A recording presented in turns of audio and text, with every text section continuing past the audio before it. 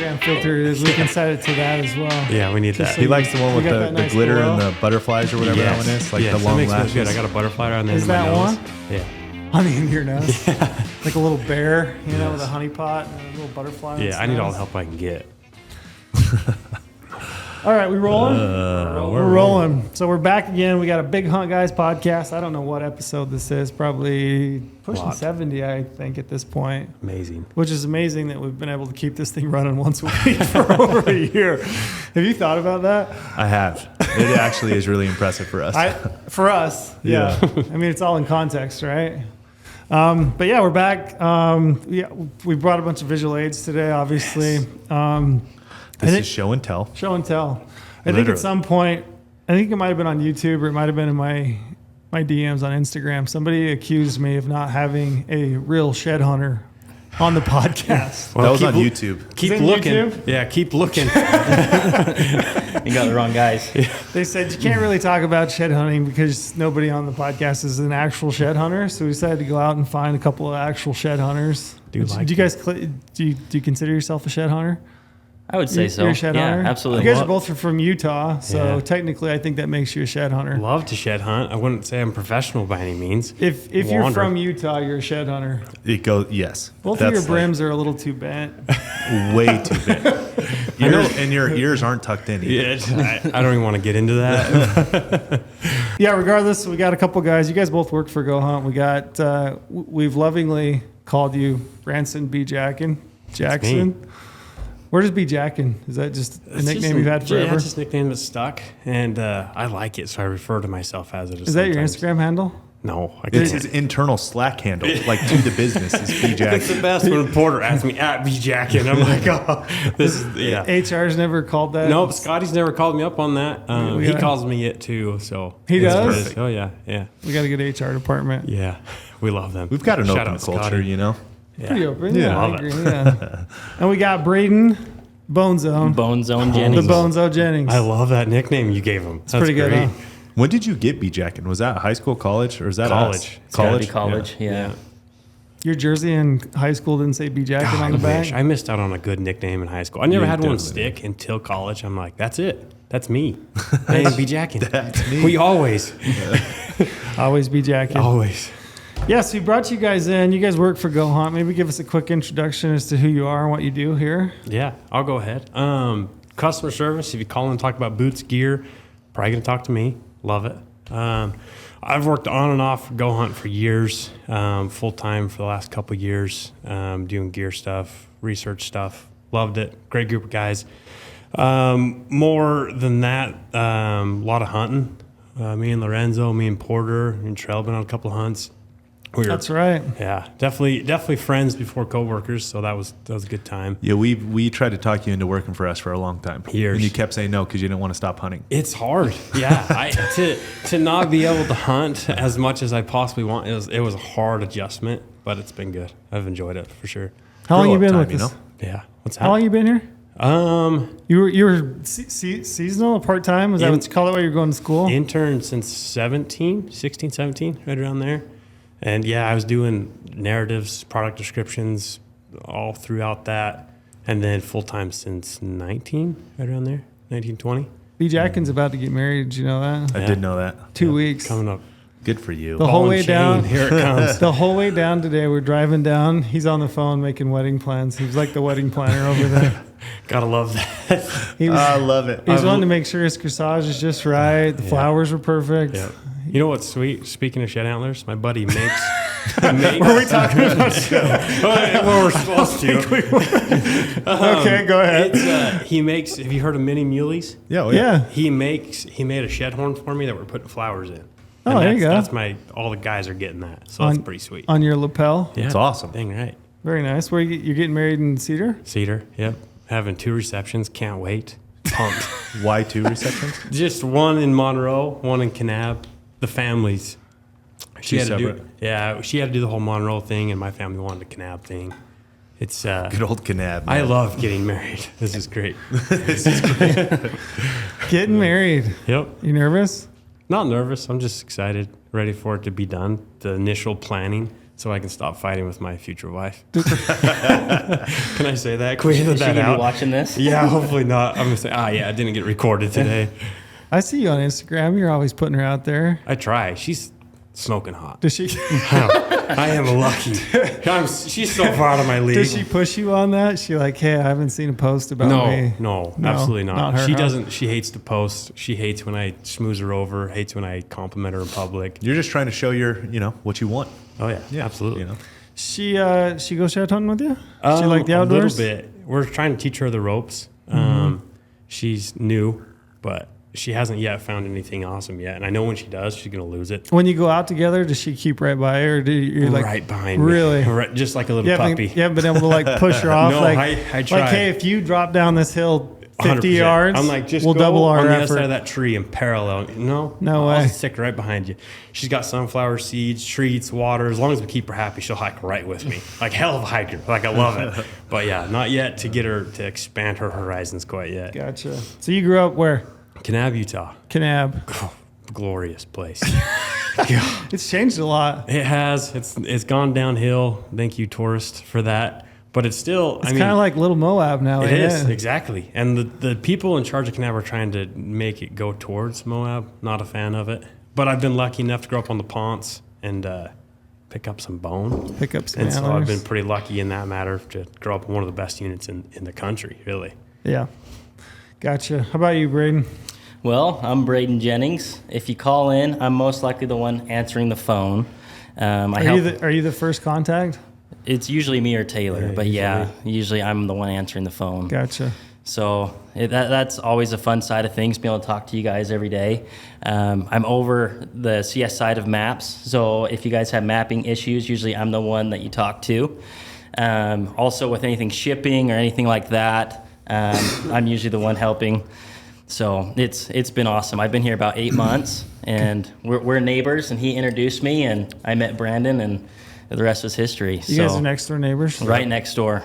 You guys go out together? We Or do haven't. you keep it separate? You You lie to each He other a is lot, too cool. man? He's too cool to go with me. No, so. it's not even that.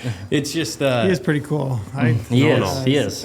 I get to come home and see the horns that he finds.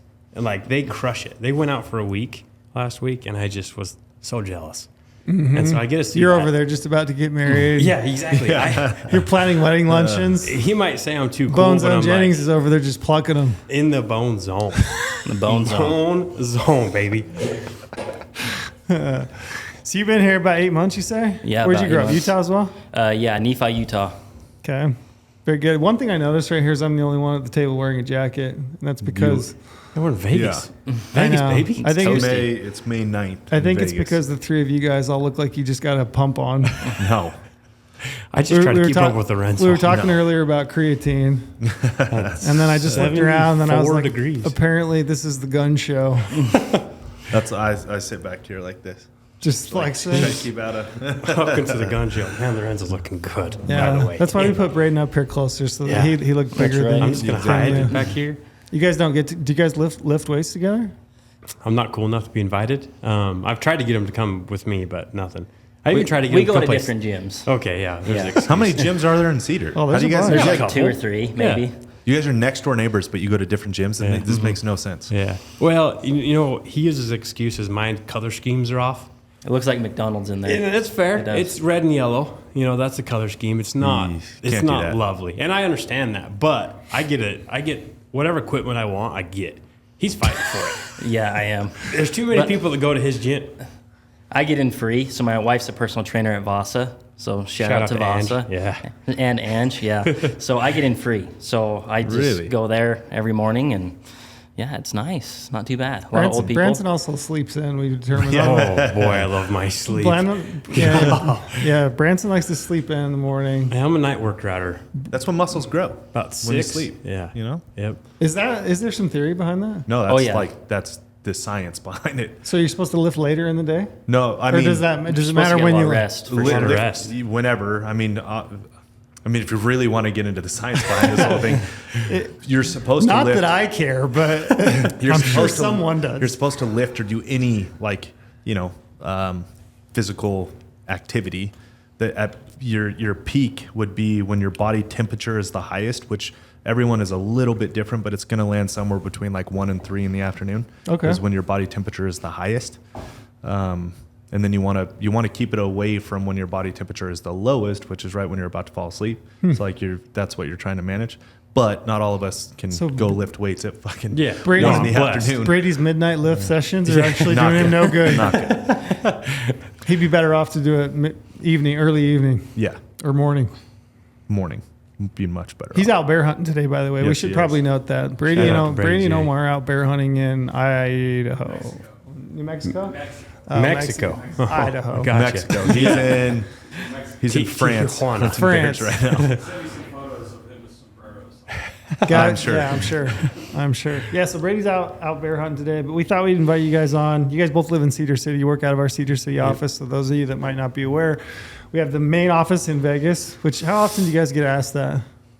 Quite a bit on Quite a phones, bit. honestly. Yeah, You know. people always want to know, where are you guys located? Yeah. I'm like, Vegas. And then they're always like, Vegas? Yeah. I'm like, yeah, we're trying to get Lorenzo to move it. Yeah, But you won't. It Are got we? close there for a little bit, but Yeah. just couldn't do it. yeah, no, Vegas is a good hub, it's, good hunting culture. I think so. It's like super overlooked. I've told people this for a long time, but like Vegas is not, if you don't live here, your perception of Vegas could not be more different than what it is as a resident of Vegas. Yeah. Like it's a cool place. It kind of is what you make of it, right? Like I live out in North Town, just kind of out below the mountains, like tons of BLM land, tons of outdoor activities constantly. It's like not what you would think about, And you got your deadline for Nevada coming up. This won't And be released in deadline's time, but it'll be a day after. So deadline's tomorrow? Yeah. I think tomorrow the 10th. Did you already apply? No, I can't decide what I'm going to do. Yeah, that's me. I've put in my choices and I'm like, I don't know if I want to Back do and that. forth. I think So I don't know. Nevada mule deer is probably the one application that I wrestle with more than any other application Man, it's gonna be a all good year. Yeah. Like even Colorado, when you have all the different units and all the different hunts, that one in Nevada is like the one that I put more thought, more effort into thinking about than any other. I wrestle with that for a week. And I'm a At resident with 10 points right now. Yeah. So I'm like, You got options. ooh, You got I got a lot of options and I cannot decide. I'm what a I want. non-resident with 10, which means a whole hell of a lot less A whole lot less than where I'm sitting. than it does for you. And for elk, it almost means nothing. I almost cried just here right there. I got a little choked up thinking how insignificant my points are in Nevada for elk. But before we dive in, we're going to talk about shed antlers, obviously, today. We mentioned earlier we need to have some real shed hunters. That's why we invited you guys here on. we are. You're welcome. Well, we need some live banter with friends who understand each other's, humors and Oh, yeah. point of view. Because we got called out on, Trail did on YouTube. Trail. I've been insensitive to shed hunters. Yeah, that we were insensitive to shed hunters, which I would agree. And I thought we kind of just straight up said, if you are a shed hunter, it's probably not going to like what we have to say. Because like none of me, you, or Brady, it's not what we're into. It's not what we do.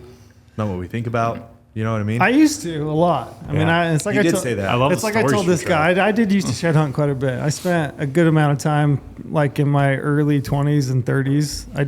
I got a lot of weeks in every spring. I get out and get. I don't know if I've ever been. Actually, I know that I've never been shed. You hunted. never been? Never. No. Not one time ever. Never.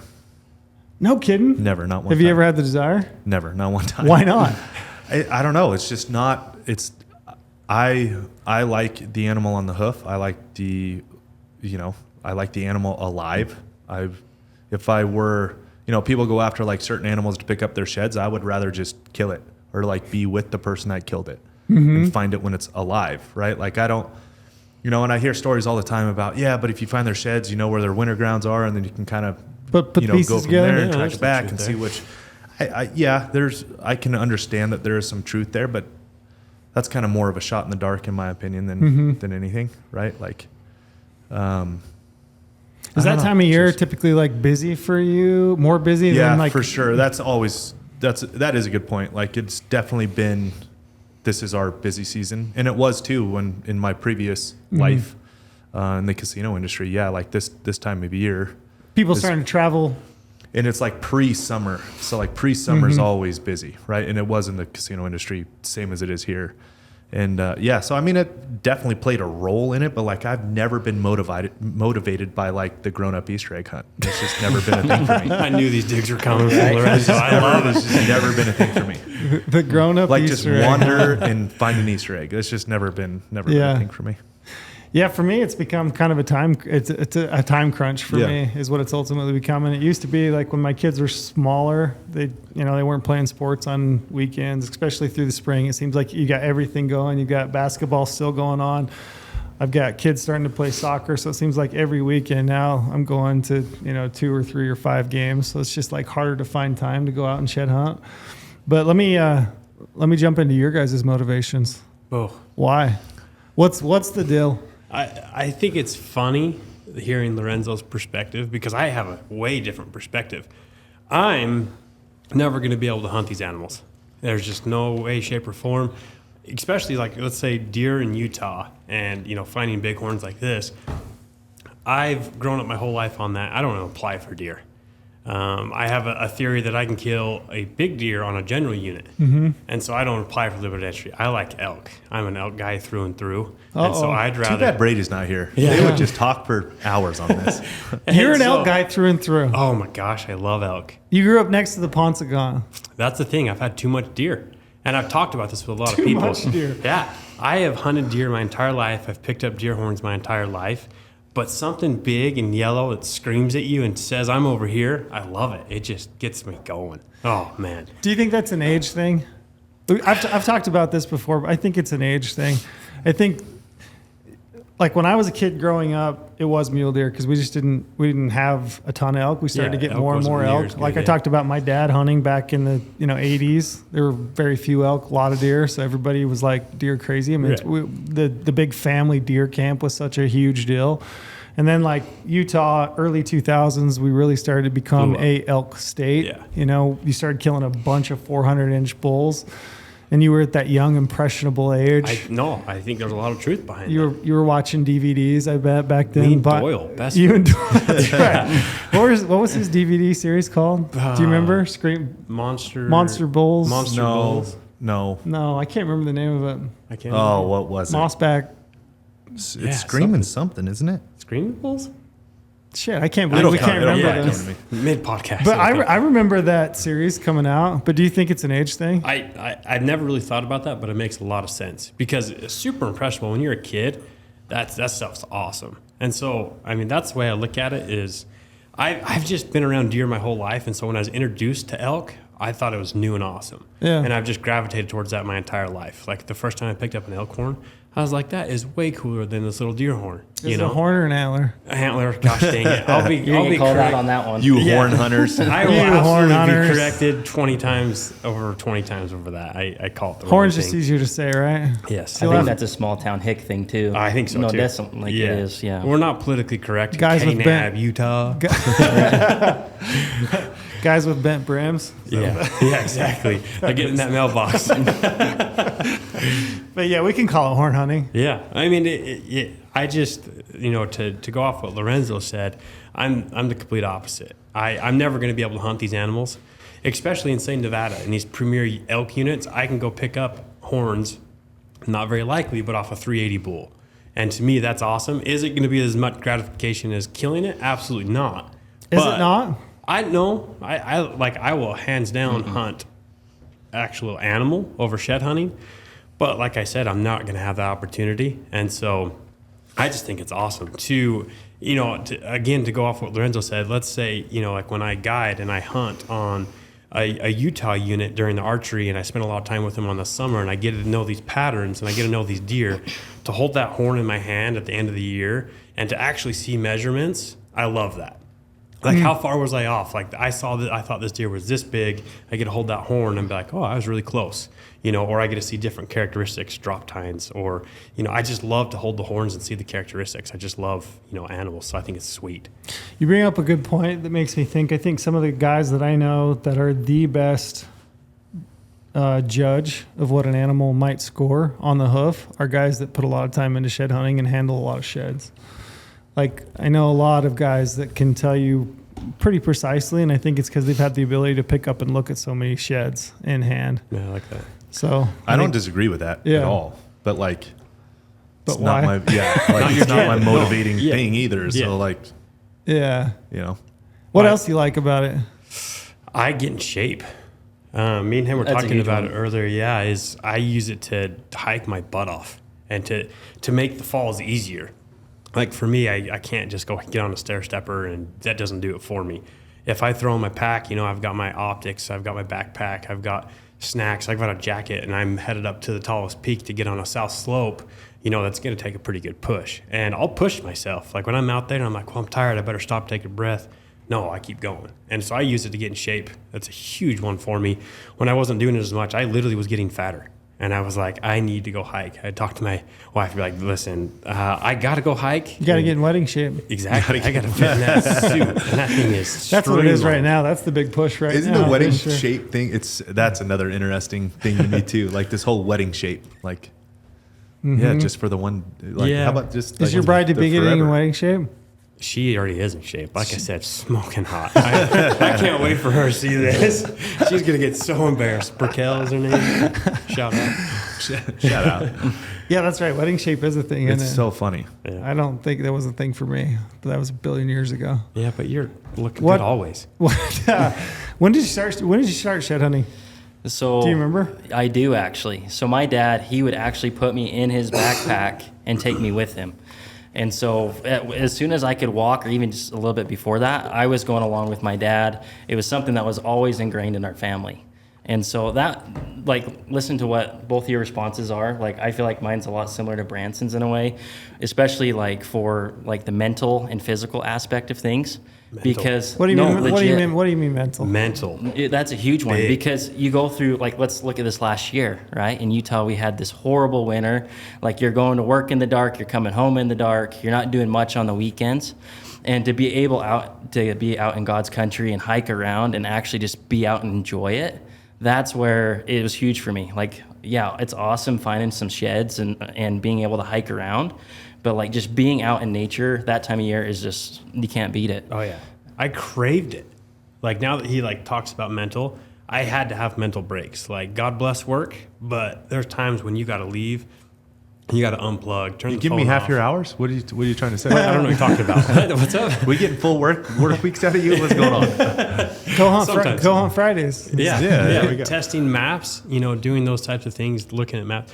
I literally needed it mentally. You know, like you said, that winter lasted for 8 months. You know, we were in snow all the time up in Utah, and so I needed that mental break. You know, like getting out and to enjoy it, getting in shape like we talked about, but just to unplug and to take a deep breath. It goes a long ways for me, for sure. There's one thing I can agree with on the shed hunting. There's one thing I can agree with.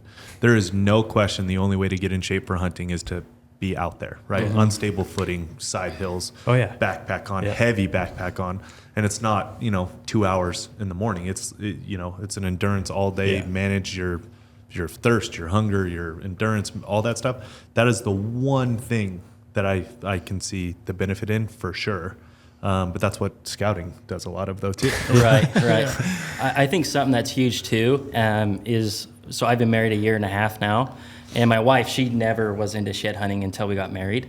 And now every spring, that's something that we get out and do together. And so I definitely think it helps you build relationships, whether you're going with buddies or with your parents or whoever it may be. I just think there's a lot of benefits to it. And obviously you can get that scouting or, shooting clay pigeons or whatever it may be. Yeah. But that's just kind of the way that me and my wife connect. And obviously she finds way bigger antlers than I do. She picked up that giant brown a Crushes few it. days ago. Crushes it. And she crushes it. And so I think, especially from a marriage aspect of things, that's something that helps us a ton, is being out, doing those recreational activities. The gym's awesome, but like just being outside together. Like last night, got off work, we went for a little hike just outside Cedar, and she picked up 2 antlers. Nothing giant, but like it was I still left fun. those for you guys. Yeah, Easter eggs. The little 2.3 point. I need to get one of those. You're yeah. welcome. So- I just took those out of my stash in the garage, and just I know Braden's gonna come Yeah. along. Yeah, like I noticed you guys are speaking to like higher level things than just shed hunting, right? Like doing something with your wife. Like Yeah, that's Dr. Phil, what are you doing? Right. right. Like having Calm it down a little. having something to do with your wife or your sons or your kids, whatever it is. Like for sure, I'm all about it. But like, if it wasn't shed hunting, could you think of anything else that you would be doing? That time of year, I don't know. It's hard. With weather and stuff, like we love fishing and stuff. Like I guess you can go out and hike around, but that kind of, unless I'm scouting or looking for antlers, like I don't really care for it that much. Yeah. You know, and so there's a lot of other benefits, obviously. Like I paid for my wife's wedding ring with a antler pile. Like that's like we collect so many every year that we just sell it. And then like right now, our rule since we've been married is all the money we make from finding antlers goes into our hunting funds. So that's gas or, you know, gear or a new backpack or something. So we spend it like, you know, going out shed hunting, and then we make it back and we put it back to hunting. So that's kind of a fun way just to kind of have a little savings on the side. And yeah. Yeah. So I got a question. I got a list of questions. I love questions. You do too? Yeah, keep firing them off. Let's so this go. kind of goes into it. So part of the motivation, you guys have kind of, you know, taken it to a deeper level. You talked to the reasons that you like it: mental, physical, just getting out, vitamin D, all that. Oh, yeah. How much is monetary gains? Do you sell the sheds? How much is that a motivation for you shed hunting? I'm an opposite from him. I don't do that well. Like, to be completely honest, like I love to get out, but if I pick up a horn, it's a freaking bonus. And Antler. That's how it's been this year for me. Pick up an antler. Gosh dang it, sorry. We're gonna, A bone. Like I said, If you go to Bone Zone. If I pick it up, it's literally a bonus. And when I do, you know, pick something up, like, you know, a couple of these are like kind of for my keeper pile. If it's big enough, I keep it. I don't know why. How big's it got to be to keep it? I don't know. That's the thing is like, I love unique, you know, like if it's unique, I'll keep the heck out of it. Elk, like 350. I like that. Deer, you know, 180 plus. I just like to be, you know, to hold them in my hands. It's really weird. And I have a lot of my buddies who are the same way. They like to hold some bone in their hand, whether that's an antler or a horn. Yeah, exactly. Is that a canap thing? But it's like, that's not a lot of girls in your high school. Like, what's going on? dude, we only had 60 kids in my graduating class. I mean, come on. But no, I do sell them, yeah, but I don't depend on it monetary like maybe Braden does. You're not going out to get rich. Nope. No way. You're not picking I spend up more money on in gas? 100%. How about you? It's kind of the same way, honestly. Like, we find it as a bonus if we get out and find them. And obviously, I do think we're a little bit more diehard than most people. So, like, we'll do 10, 15 miles in a day easy. And we'll really grind and e-scout and put time in, you know, go out on the winter ranges and glass for these animals and things. And so we definitely do it for a little bit of the money for sure. I think that's a great way to just save up a little bit on the side. And so, especially, you know, not being married very long, kind of a young couple. And so we just do whatever we can to make it. And so I think that it's a great way to make money. And, you know, there's a lot of times we could turn up, you know, 10 antlers in a day. So it's a lot well of money. worth it. How Yeah, much it money is. do you think you make in a year? Like, what's your best year that you've had picking up? How much money do you think you've cleared in antlers? It depends. I would say around $3,000, depending on what we keep and what we sell. So, I mean, anywhere in that range. $3,000? $3,000? It's more than I thought you were going to say. Yeah. No, legit. Like usually, so like last year before we sold, we had a pile in our hunting room in our apartment, and it was about as tall as that door of elk sheds. And so every year we'll just kind of go through, and honestly, we don't usually do it for score, but if there's a nice set in there, something, we'll keep it. But like I held on to this guy, like just something unique. And just for the memories. And it's always fun, you know, whether he pulls up next door and I show him a set that we found or something, it's just a lot of fun to show and tell. So. Yeah, there's a lot of money in those things. Like that brown elkhorn right there is probably 10 pounds. So let's talk about price. How much? I'm kind of aware, but give me the rundown on grading antlers. I am not aware at all. If it's not on the animal alive, I had no clue. So it's simple. There's brown, there's white, and there's like a chalk horn. Pink, cracked, any of that. That's a different grading that these guys are going through for deer and elk.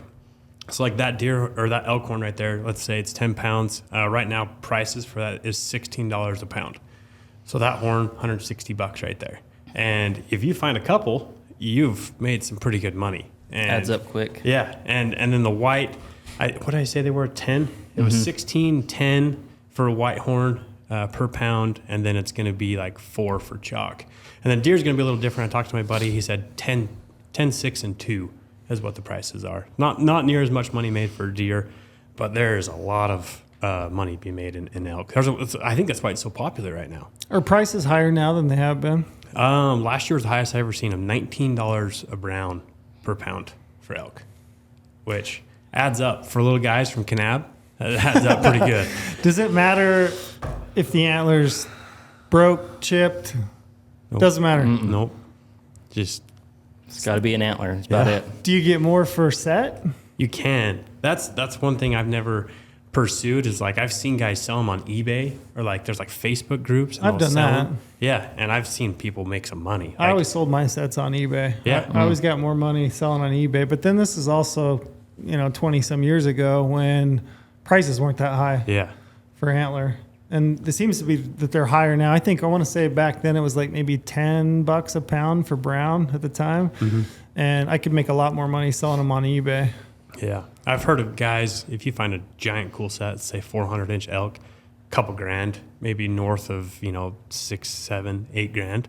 It's just a bunch of money, Yeah. And so I guess that's where it comes down to is like, well, you're doing it for money. You're going to go find that big set. You're going to go sell it, or you're going to put it above your mantle and tell stories about it. So this is what I wrestle with, right? Like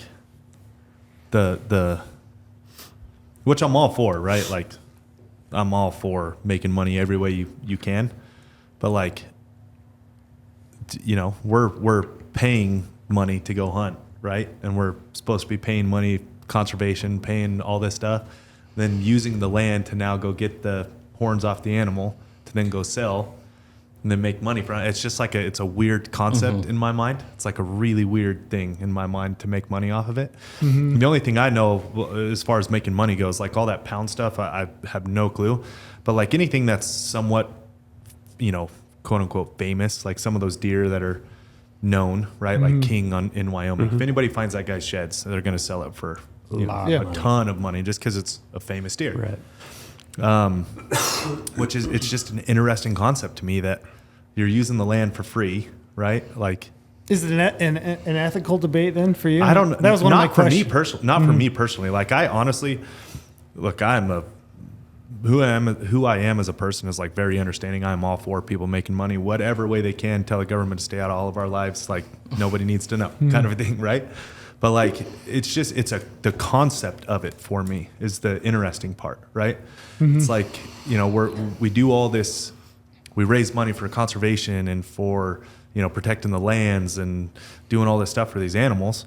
And then we're out there tearing up the land when they're the most like in need of just kind of a safe haven, especially coming out of a winter like this, which is why we had the ban until May 1st. It's just the concept itself. When I kind of look back simplistically at 30,000 feet and look at it, I'm like, this is weird. This is interesting. It doesn't quite make sense to me. Yeah. Do you guys think shed hunting is? I was going to save this one, but I think it leads into a nice little lead in. Do you guys have internal, moral qualms with shed hunting? Do you think it's ethical? I don't have. I mean, there's So problems. you're basically saying you're immoral. So what you're You know me. You know the answer to that already. There can be problems. There are going to be people with 4-wheelers running these damn things ragged and killing them. There's going to be people out there with dogs running around. Snow tracks. Yeah, there's become very popular. Yeah, I think there's a lot of ways it can be immoral, but for instance, for myself, it's not like I'm going to look at a group of deer and maybe not go immoral, maybe towards them. unethical. Hey, potato,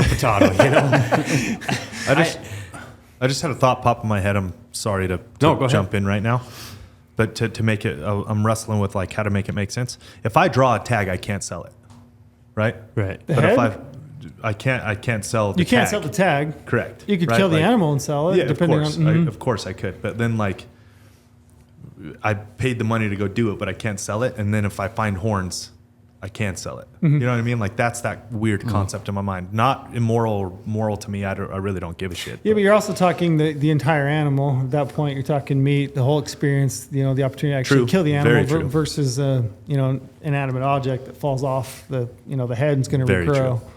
true. I feel like you could look at it like a rock. You know, like someone goes out and finds a cool rock, arrowhead, Indian artifact, which you can't sell. Whoa. But, you know, like something. That escalated. Let's go a cool stick. Someone found a cool stick. Someone say a curse word quick. So we can stop. But like I feel like you go sell something that is part of, you know, say the natural habitat and make money off of. What I used, probably not the best way to use those, but something else. I feel like it's just like it's laying there.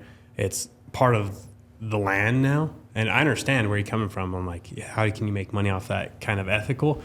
But to be clear, like I am not speaking from an ethical point or unethical. I'm just speaking the I put that out concept, right? Like I honestly do not give a shit. Right. Like I'm all for it. Go for it. Like, there's nothing against it. Yeah. Go for it all day long. If there's a market, it's just the concept in general to me is just kind of awkward. It's just weird.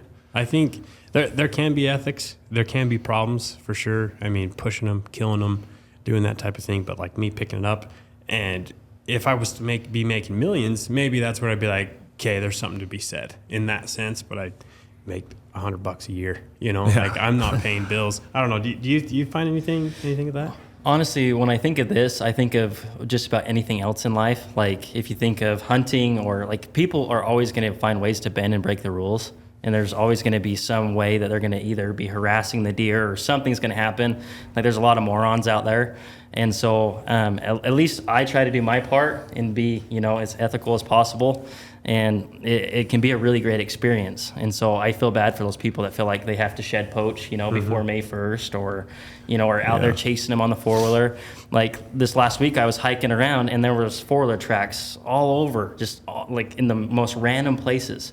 And you could tell that it was within the last couple of weeks. And so these people are out there running over all the brush and, you know, chasing stuff around. And yeah, of course, that's not right. I would turn that guy in 2 seconds. But that happens in hunting though too. You know what I mean? Like that's not a specific. I actually think a live big animal creates a lot more immoral human response than I think so. Sheds. Right. People do some crazy shit over big animals that are alive when they have a tag in their pocket. Drama gaunt. Yeah. How did you guys feel about the, you know, you're both from Utah. This is really the first year that we've had a shed season, if you will. I guess we've had a shed season kind of where you had 2017, I mean, you had to take a, what do they call it? A shed hunter's ethics course. You take it online. You had to take the course, answer some questions, print out a certificate, sign it. You had to carry that. You have to carry that with you while you're out shed hunting. But there really wasn't ever, you know, you can't go, right? This year's been kind of the first year I can remember. Do you guys remember? 2017, they did it. They did the same Utah thing. did it? Yep. 2017. So, but this year, I mean, I've heard more chatter about it than ever before, and that's because they ran it all the way to May 1st, right? That was like opening day of shed season, quote unquote, if you will. But how did you guys feel about that? Did you pissed off? Okay, agree, disagree? I was a little disappointed, but I understood why. And so I wasn't like super bugged by it, just because, you know, that's another couple months I'm going to be sitting in my apartment until I can get out and hike around. But honestly, like if it's for the health and welfare of the wildlife, then I'm all for it. Do you believe that it is? In your heart of hearts, I mean, do you actually believe? I'm trying to I'm trying to drill down to the core of Braden. In your opinion, let's say that shed closure didn't happen this year. Internally, would you feel any ethical qualms within yourself, any issues within yourself about going out on March 1st versus May 1st? I want to say yes. I've never I've never honestly really been put in that position. Usually, I mean, I'm not going to go hike around in 3 feet of snow, you know, and so if the weather's good, then most likely the animals are doing okay, and that's when I want to be out. Gotcha. I feel like that's a tough one right there, because when Utah was closed, you bet my ass was in Arizona shed hunting. And that's, I feel like there's a lot to be said in the area that you're going to be hitting and you're going to be hiking. You know, like I definitely feel like it was there for a reason, you know, like up north. And I feel like that's why it happened, was because up north, man, those herds got ravished this year. They got absolutely decimated in the winter. But you can't close it to just northern Utah and then not expect people to come down south and put added pressure on the southern Utah deer, which don't need that pressure. And so, you know, I don't know the biological standpoint, but I just know it made sense to do an entire statewide closure where, come March, I was down in Arizona because they didn't have a closure. And it was warm, it was sunny, and it was nice. And was I intentionally pushing deer around? No. But in the Were you unintentionally pushing deer around? I think it happens, absolutely. Sure. And there's that's where the ethics comes in is, do you think it's unethical to go out there and unintentionally push deer when they're on the low end of body reserves and trying to survive through that winter? Like I feel like March and April were the toughest months on these animals for sure. Like they were depleted, but I don't think that they were bad in some areas. So like say northern Arizona, southern Utah, that herd, they didn't have to deal with 3 feet of snow a year. They had to deal with a little snow, maybe more than usual, but I don't think that they were in dire straits for sure. And so it's that whole ethics question is hard right there for sure. But I think it was needed. I think it did help a lot of herds across a lot of states this year. Gotcha. Let me ask you another hard question. You guys are getting hit with the hard questions today. So one of the things that I read on social media quite a bit, and people that are pretty diehard shed hunters, was, how can the DWR justify a closure, shed closure, keeping people off public land when they're out flying for elk, flying for sheep. We have cow elk hunts that run into January. Those guys are out hunting elk, and that's all under the Division of Wildlife guidance and rules and regs and how do you see that? Do you see that as, is there conflict there in your minds? I mean, does one equal the other? How do you look at that? Because that's an argument. Typically, I look at it, I'm trying not to lead the witness too much here. I'll just let you answer. What do you think about it? And then I'll chime in. That's a tough one, because if people can be out hiking and with their dogs and their dogs are chasing deer unintentionally, or they're out enjoying what nature has to offer, and that's how they want to get out and recreate, who am I to say that they can't do that, other than when they're starting to push deer and stuff? And so that's where it's hard, because I heard the same thing. People are like, I can't go shed hunt, I can't go pick these up, but people can go hike and go push these deer around just like I would be doing. And I think that's where the whole moral thing has to come in there. It's like, well, is your moral compass, do those people even care enough, that aren't hunters, that don't recreate with that? Do they even care that they're pushing those deer around? And it's like, well, if you could, would you still go do that? Like if those people up in northern Utah, would they still go and hike? Would they still go do those things? And so that's tough. I don't. It's a double-edged sword, because I don't think that it should be open to everybody. But then at the same time, how do you enforce that? I feel like that was a huge thing that was said this year.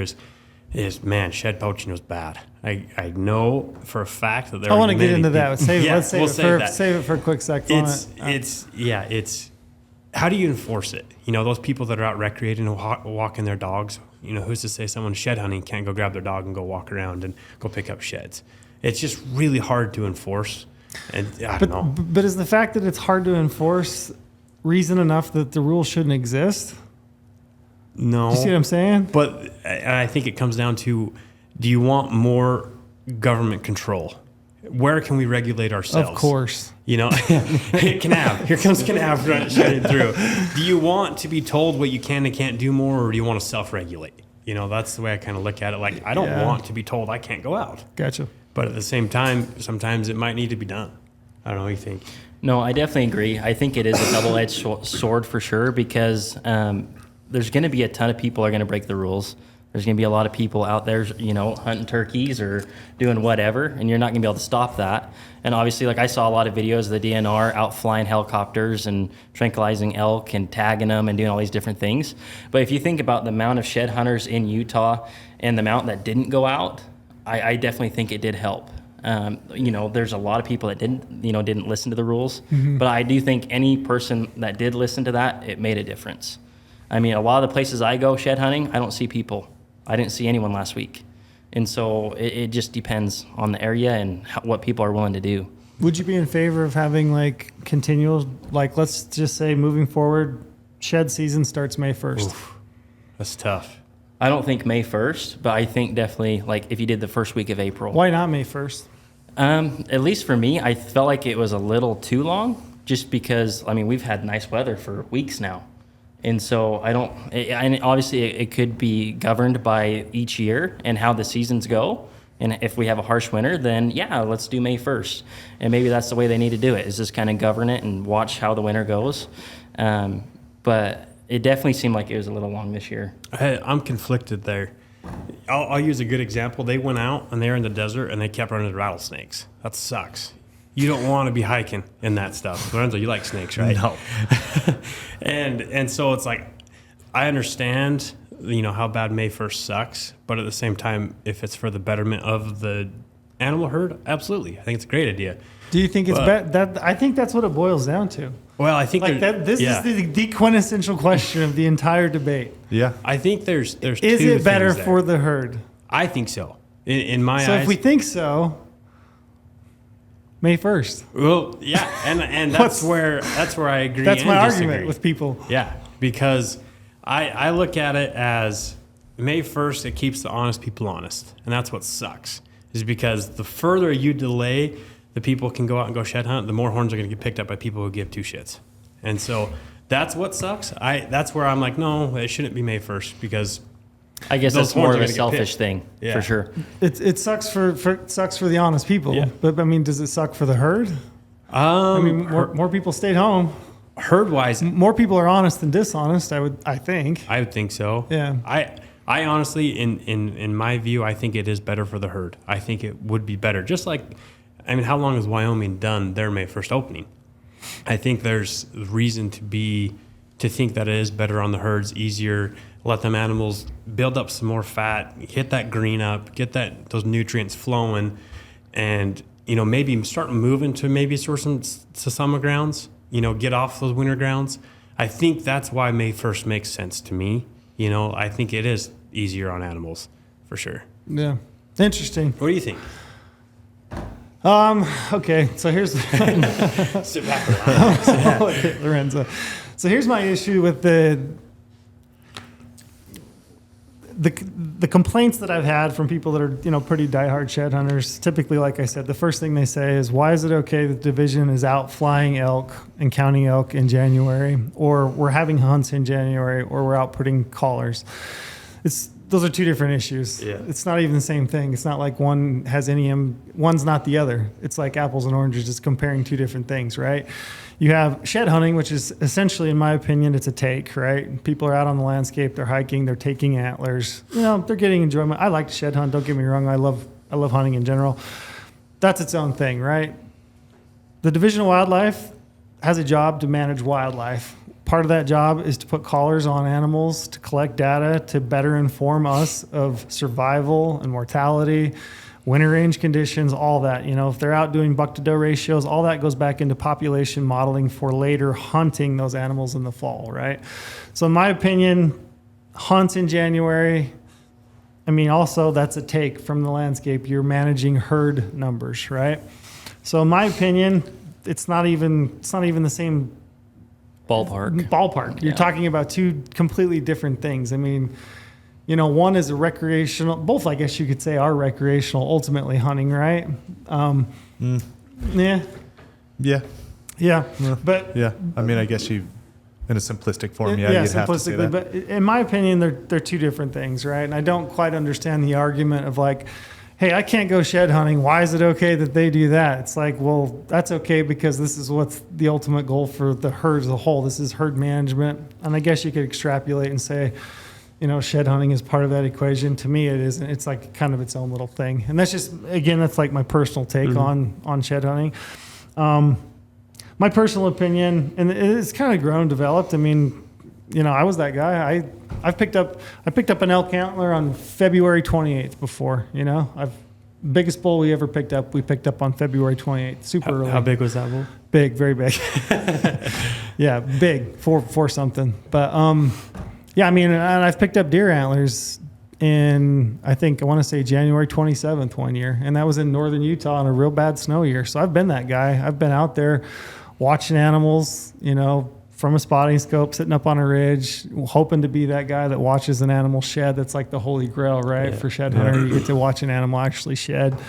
So I've been that guy, and I don't know if it's just like I'm getting old and like curmudgeonly at this, point in my life, but like I almost think, yeah, give them a break. And I mean, something that we've kind of talked about more recently, April, that time frame in April can be the hardest month on big game.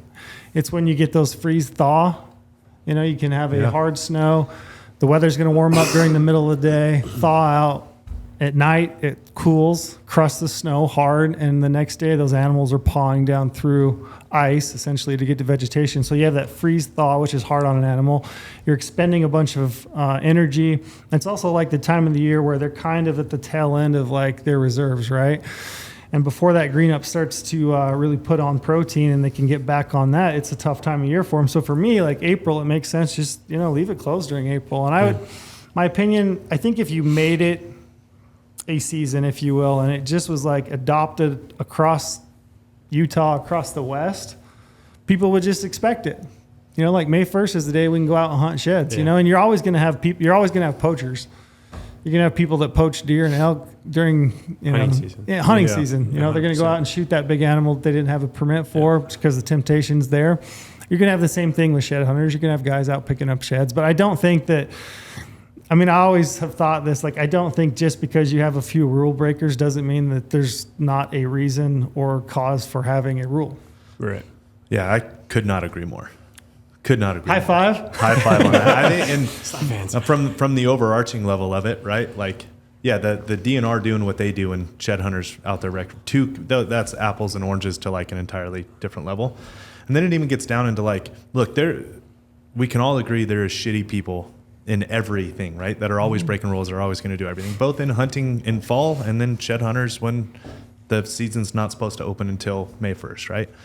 But I think everybody, if you look at it from like the bigger picture, I think everybody can agree that like, yeah, the people that are out there recreating with their dogs, they're not going to be bushwhacking like a shed hunter, not at the level shed hunters would be, right? Like they're going to be on trails, they're going to be, sticking to close quarters, they're going to be making sure they're home, whatever. Like they're not all day recreators, they're not out there to bushwhack and go look for Easter eggs in the middle of nowhere. They're kind of out there just, getting their steps in or whatever it is, getting some sunlight, whatever it is. So, like, I don't think that is a similar. I don't think that's a similar comparison either. That like, oh shit, well they get to go walk their dogs. They're not doing what you're doing though. Like the dog might run off and chase, a few deer and this and that, which they should be on leashes, right? There's rules for that. Some people aren't going to have their dogs on leashes, and some people are. It's just they're going to break those rules. People on four-wheelers and UTVs, they're going to be on roads, or at least they should be. The shitty people that aren't on roads, they're just shitty people, same as anybody else who's breaking rules, right? So like, I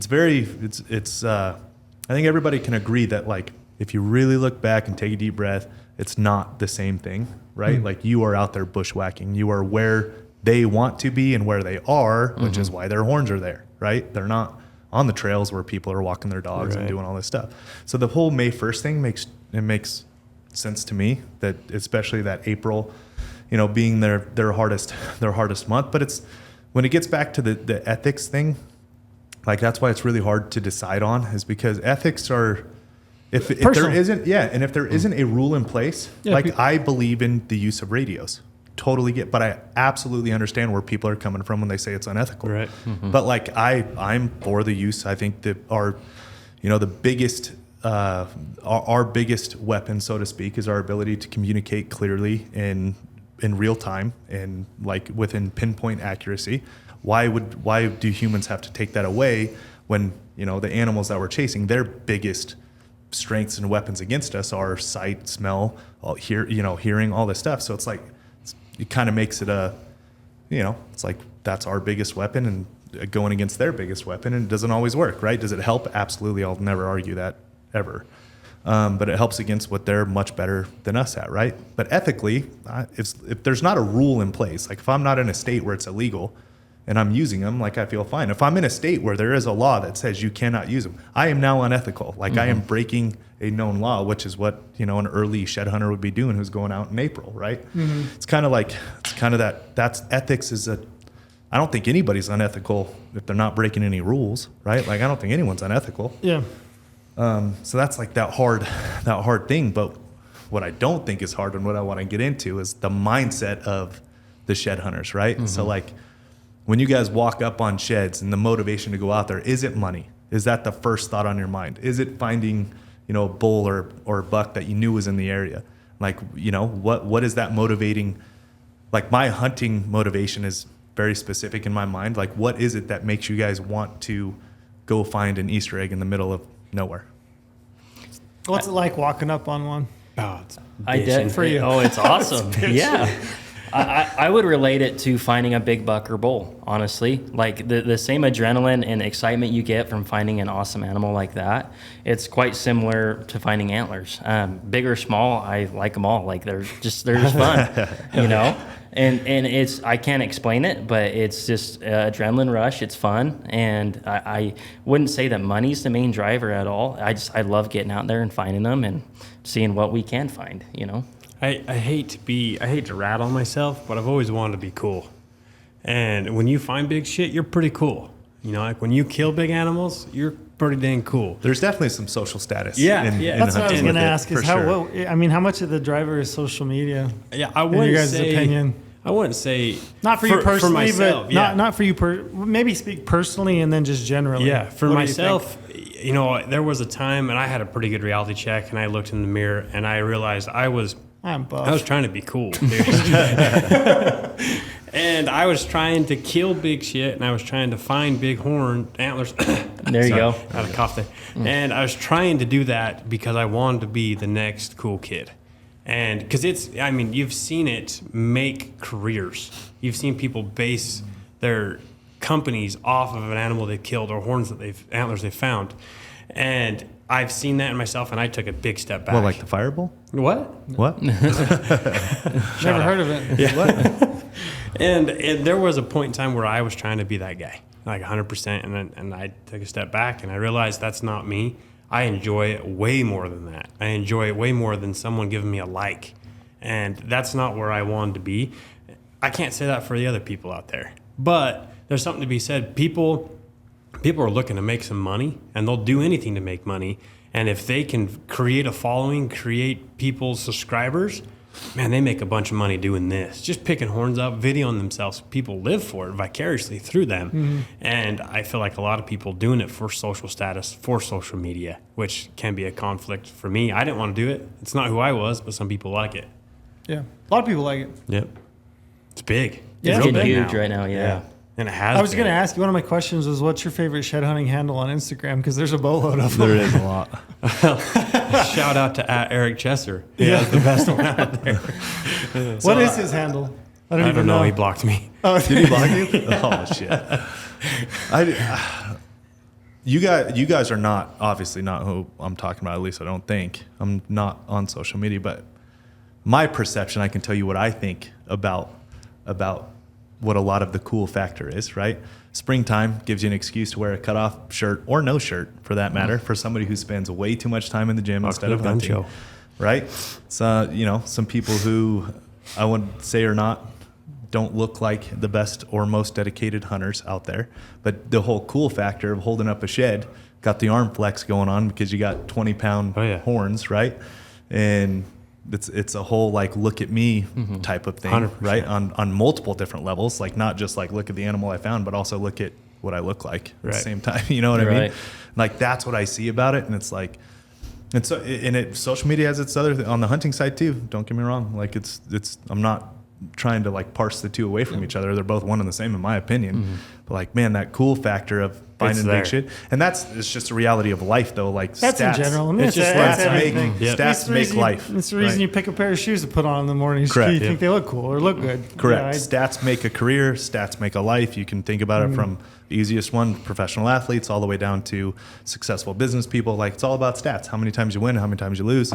Did you make more than you lost, right? Like it's all about stats. So I get that part of it. But then social media just kind of takes it that extra little bit. Yeah, the where extra, it's like extra. the look at me world. Yep. And that's where I'm just like, man, this is weird. It's really weird. Yep. I mean, I get the same. I know what you guys are talking about. Like, it is thrilling to walk upon an antler. And, if you've had the opportunity to scout even, and you get out and you found a bull or a buck that you've, like, put a bunch of time into watching, and then to pick that thing up, it's even that much more gratifying. There is, like, this sense of like thrill and satisfaction. And I don't know. I get that. And I get everything that you're saying. I get the, getting outdoors. Springtime's a great time. Everything's blooming, everything's greening up. I get that part of it. And I think I would bet you, even the people that are like your most diehard, like, look at me, look cool, I like the likes, I bet you if you like really drill down to it, even for them though, like the actual addiction is just picking up the antler. Oh yeah. I would agree. I would agree. I think so. I think the unknown is a big thing too. Like That- you that turn is- a corner, it's like, whoa. that is one thing about shed hunting that unknown, like that you and I felt when we were kids, I don't know that it exists so much anymore, like with hunting, because I feel like you and I, like if we're going out, we're probably going after an animal that Specific. we've scouted and we've Yeah. looked at. We have like a specific animal or type of animal in mind. There is that with shed hunting, like that unknown. Like you might walk around a tree and find a 380 bull or Yeah. 190-inch something, deer. So like that's definitely there in a way that maybe hunting isn't. Yeah, So and much anymore. I honestly would agree with that, because I think the amount of work it takes is like they do have to be addicted by the pickup of the shed, right? It's like it's not easy. Like maybe the secondary is the look. Even the coolest people on Instagram, like the secondary is probably that Instagram post, but like man, that's so much work to get 100%. that right. They Right. definitely have to have some addiction to the horn itself. I would agree. Yeah. To piggyback off that, like as a human, you have a weird nature. I know for myself, I am addicted to highs and lows. Like I will go and bust my butt out hiking and have the lowest of lows, spend 20 miles and not find a horn. And when you turn the corner and you find it right at last light, you're back on top of the world. And it's just a weird, I've noticed it in my life. Like you don't realize how good something is until you're down at the bottom.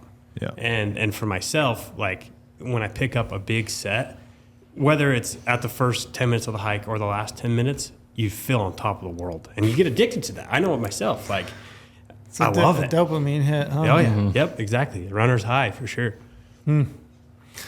So I got some other questions I want to ask. Yeah. Did you have any others? Yeah. No, I want to get like into real mindsets. So if you're You going do? down that path, yeah. Go ahead. No, go. No, no. Mine are silly. Your silly ones. Yeah, I want to know. Yeah, I got some silly ass questions. Yeah. So like, here's another my personal thought that I want to hear your guys' thoughts on. Right. Like, if I were to find an animal scouting, and it was one that I just got my juices flowing, right, and I really wanted to kill it, and I gave it everything to kill it, and I didn't get it done, I would not go look for his sheds. I don't want them. I don't deserve them. I don't want them. I couldn't kill that animal, right? Like I wouldn't pick him up. I wouldn't even think about it. Can genuinely say, even if I walk, I am a kind of a petty, like I'm a what's the right way to say it? Like a personal punishment based type of mindset. You know what I mean? Like You didn't earn it. yeah. So for me, like even if I was out there doing, I don't know, I was out there with my son and got unbelievably shithouse lucky and walked on that animal because I'm not out there shit hunting, I still would just be like, oh, there he is. I'm not picking him up because I didn't kill that animal. You know what I mean? So like the separation of hunting and killing to the separation of picking up, you know, the gratification on that. You guys have already spoke to that. It's definitely not the same thing, but like, is it though? Is it not entirely the same thing? Or is there a connection to like, there is a little bit of gratification on, well, you at least got, you know, second place and we're on the podium, but it's just not gold. I think there's a lot to be said there for competition. When you're out hunting, you might be competing against other hunters, might be competing against that deer, might be competing against yourself. It's all mental mindset. The same thing with finding those horns. There's a lot of people trying to find them. There's a lot of people doing that same thing. They could even be watching that same bull. It could come down to, if you're a very competitive person, you just want to win. And like for me, I spend a lot of time in the winter because I want to win. And it's a sticky. Really? Yeah. That's a driver for you. It is. Because That's really interesting. It's just like whether you call this weird or not, I just want to be better. I just want to, I want to know that I can go harder than somebody else. Interesting. And whether it's me applying myself at the gym or at work, you know, trying to strive to be higher, which I know you wouldn't think that, but it can happen. But like in hunting, in fishing, for hell's sakes, you know, I want to be better than that other person. I want to catch more fish. I want to find more horns, antlers. And that's a driver for me, which is weird. But So maybe this is a part that I don't understand because, like, for me, it's so hard for me to understand how somebody could be better at shed hunting than somebody else. I don't think it's being better, it's going harder. There are More definitely guys that are dedication there better. for sure. Really? Yeah, absolutely. What is it then? So I'm kind of coming to this conclusion right now. Like, what does separate it? Because I don't understand how. Right, you pick good winter ground where you know big animals are, like the Ponce-Cant, and you just go beat down winter range. I think I'll let you hear. I'll chime in real quick, but I think it's a lot of the same things that people that are better at hunting in general are. I think it's a lot of it's the same types of characteristics. I think it's patience, persistence, time, having a better understanding of like where the animal is. Eyesight, just like search image, just like picking up an antler. Like I've walked past sheds for sure. Many. I'm sure you guys have as well. I remember one time I sat with a buddy. We ate a sandwich at lunch. We've been looking for deer antlers, and we just sat there, ate lunch the entire time. We got up, put our packs on, went to split other ways, and there was a nice 170 set of deer antlers in the bottom of an oak right there, just next to me. Yeah, oak bush. So I know that you miss them, but I think it's a lot of the same types of things. I think. So I get patience and persistence because that will translate into anything in life. Right? Yeah, but I there's not that like next step. There's not like the playing the wind. There's not the stalking, the stealthiness, making the right decision. There's more than that. There's more in hunting than shed hunting. There's a lot, and that's luck. like that's where my mind is like that's where it's broke for me. The connection of it. It's like. I mean, patience, persistence, right? Hard work, it doesn't matter what you're doing in life, that will always translate, right? But like the next step I get, you did say two things though, image, your search image. Like I get that because it always does take you, for me, my first day scouting, it's always kind of like a level set, a reset. And then being like more connected to the animals, which forage they're on at certain times of year, which, drainages, south facing, north facing, all this stuff. I get that, but it's like, it's that next bit that I don't understand how you could be better. I do think there's quite a bit of different skills that you can apply, whether that's recognizing what feed they like that time of year, where water sources are, what kind of cover they're going to be in. One thing I've discovered over the years from like shed hunting bulls is they love to go through passes and they love ridge lines. And so the average Joe, like when I was growing up in junior high and high school, I'd have my dad, he'd drop me off 5 miles from town, and I would walk back to town. And I would just walk a straight line, and if I picked up a 2-point or something, then cool. Cody, did you shit your pants? That was a very awkward sound. All right, sorry about that. It was a very awkward sound. Cody didn't just shit his pants for the podcast. Carry on. So I definitely think there's things that you can learn over the years that you can apply, similar to hunting, whether it's playing the wind or doing something along those lines. And so I pay attention to a feed and where, there's going to be good cover and where they're bedding. And so there's a lot of guys that go out there and they roam and maybe they'll find 1 or 2 antlers. But that's where you turn, an average shed hunter into the next level. I mean, there was a canyon, and people get this idea, I have to hike 15 miles back in this canyon and I'll find a bunch. Or I have to do this, and it's the same with hunting. Well, there's a ton of places where I've hunted deer and I'll see a giant buck not very far off the road in a hidden pocket. It's the same with sheds. Like there was a spot last year where me and my wife, we thought it looked good. We never had touched the spot for sheds. And we went in there and we picked up 30. And it was 300 yards off a road. Holy shit, 30. 30 elk horns, or antlers, sorry. But no, but that's the thing is it does require a lot of time thinking and e-scouting and using, the Explorer membership and applying the maps and things. There's a ton, at least in my opinion, that goes into it to help you be more successful. And so I think that's definitely where you see people finding a ton versus a dude that picks up 1 or 2 a year. Yeah. There's a huge separation there because there's a lot of luck that goes into it. Just like with hunting, just like with anything, I like to look at it as I'm going to try to go make my own luck. I'm going to go push harder than that person. If he's there, I'm going to go there. And which is it's kind of Branson's weird. competitive. I'm just finding out. I'm pretty competitive. He didn't even care. He saw me in that archery shoot. Are you kidding me? Come on. So me? I'm extremely competitive too, though, but it's the amount of luck in this as opposed to anything else is where I'm I think there is You a know? lot You of make luck. your own luck. There's a lot of luck, but to piggyback what he had to say is I spend a lot of time on my GOHUNT maps, on my Explorer, because I've dropped pins on every horn I've ever picked up, and I'll get elevation profiles for that year. So this elevation profile, I crushed it that year. And I'll hunt the same place for years, and you can see trends. You can see that this year they followed the snow line up to here. They were in this mahog patch, and so I try to work a little bit smarter, by using those elevations, by using the different slopes where they're going to be, just be a little bit smarter. Maybe someone else doesn't think about doing that, and I might think of that. It's just luck, though. There's a lot of luck. Hunting is luck, whether that deer stands up, whether that deer's there. For sure. Luck is all parts of life. Yeah.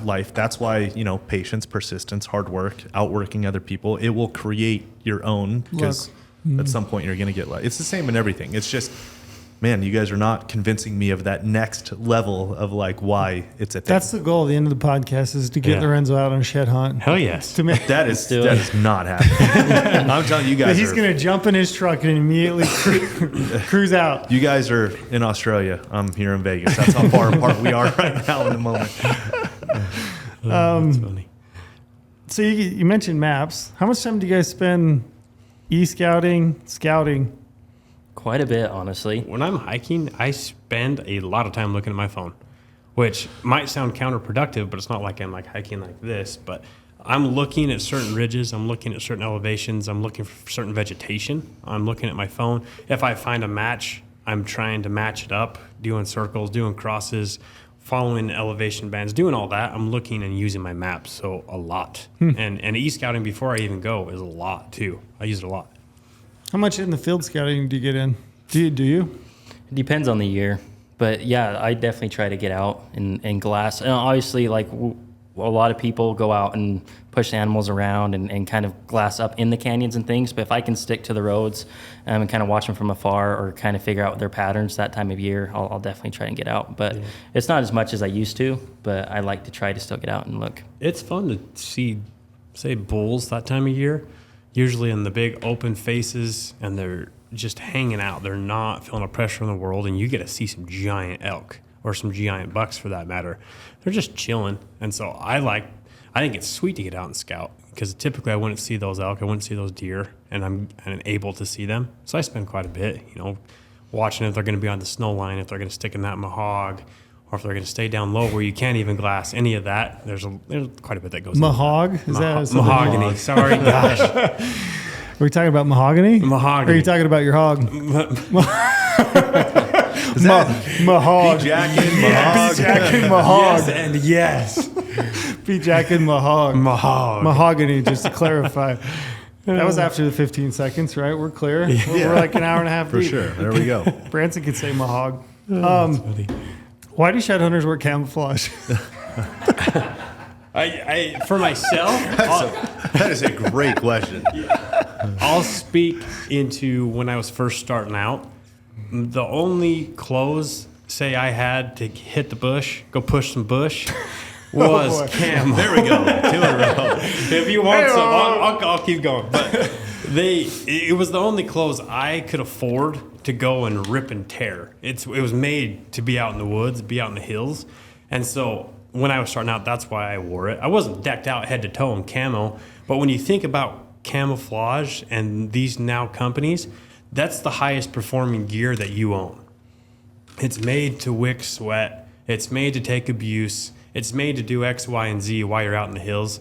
Do I understand the full concept of camo? No, but it is the best performing gear I have, like for sure. It does what I want it to do when I'm busting it up a hill. That's where I come from. You don't think blowing out your gear for when it actually matters is a thing? You got to test it in order to know it works. Why not just buy solids? No, I wear solids. I'm just saying. So some people can't. Maybe they can't afford solids and camo.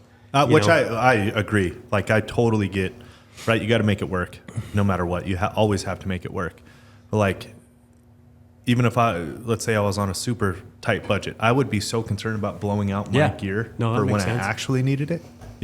This time of year, right? You're not sleeping in a teepee, trying to stay dry and or are warm you? and I test the hell out of gear this time of year. testing. I can get that. I can get Because that. I mean, like in looking at it in that sense, I will get a new sleeping bag and go try it and go sleep. A new pad.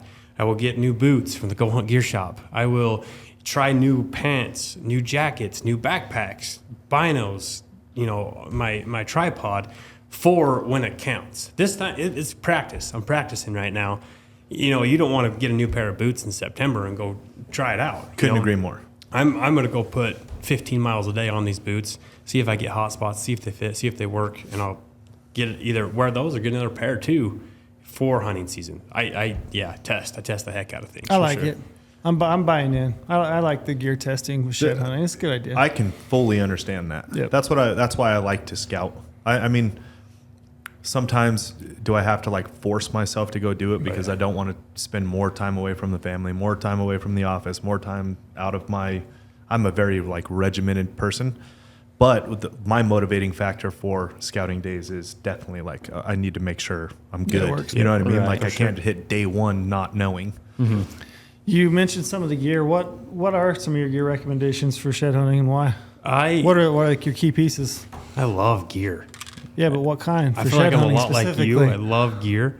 Like if we're talking specifics that you can get out of this Go Hunt Gear Shop, hit me up. I'll work a deal for you guys. Hit me up. Bransen's like shopping for a promo code right here. So like my tripod, I run a lightweight one. It's a Slick 634 with a Manfrotto head. Love it. I usually carry my 15s, my Swaros, putting that on top. I glass a lot for sheds. And like if there's another benefit right there, I'm training my eyes, Yeah. to be a better picking stuff out, recognizing things. And then of boots, I love Kennetreks. I love my Ace Solos. I love my Ultras. I've fallen in love with those hiking for horns. Backpack, Stone Glacier, Metcalf. It depends on, like I've gone backpacking and camping for horns. And so like I need the teepee, I need the stove, I need the sleeping bag, Western mountaineering bag. I need all that stuff to try it out. And so those are kind of my go-tos, pretty simple. I love just to try new stuff this time of year, but those are kind of the stuff that I stick with. So are you always trying new stuff when you're shed hunting? Like Most of the time, yeah. I have, let's say, 6 different pairs of boots. And I will try one. Get a on different trails pair. level, bro. In the rotation. In the rotation. That's in the rotation. I've got a closet full of boots. Are you on trails level? No, definitely. No one's on trails level. But there is a whole bunch of gear that I am trying. I'll go through different pairs of binos every year, just trying, seeing what I like, seeing what works for me, whether it's too heavy, whether it's not. There's a lot to go into that. But yeah, I'm always testing new stuff. Always. Trails like that super wealthy Hollywood wife who's her shoe closet. That's your boot closet. Yeah. Oh yeah. That's what it is. That's I it. love it. Yep. Charles tried everything. Boots and heels. That's it. Just my closet. He looks so good in heels. Yep. His calves. Got dude. those red bottoms.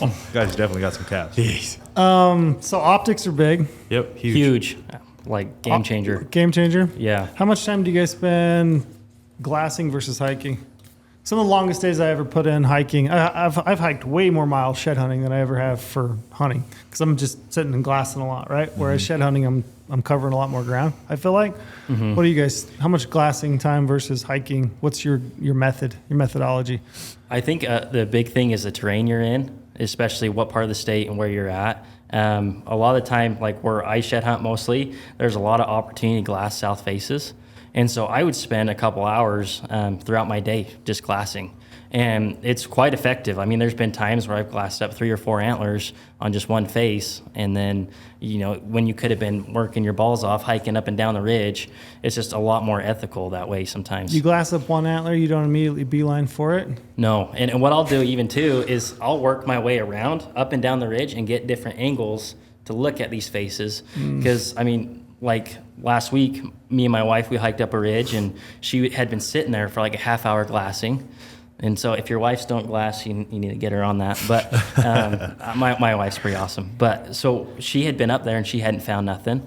And I went about 15 yards below her and sat down and threw up my binos, put it on the tripod, and boom, there was an elk horn laying there. And so it's effective. It is. You saw it? I did. She wasn't happy. Did you point and laugh? She was a what little you upset. But she couldn't see it where she was sitting. And so it's effective. It Gotcha. really is. Gotcha. Glassing then. I spend a lot of time glassing too. Yeah. Any opportunity, literally, if I'm looking over and it looks good, I'll stop, pull out tripod, sit down, take a break, eat some snacks, glass. And I do Gotcha. it quite a bit. I feel like you can cover way I like more. the snacks part. I'd be in for Oh, that. I beat the hell out of some snacks. What's your go-to snack? I'm a big fan of Uncrustables.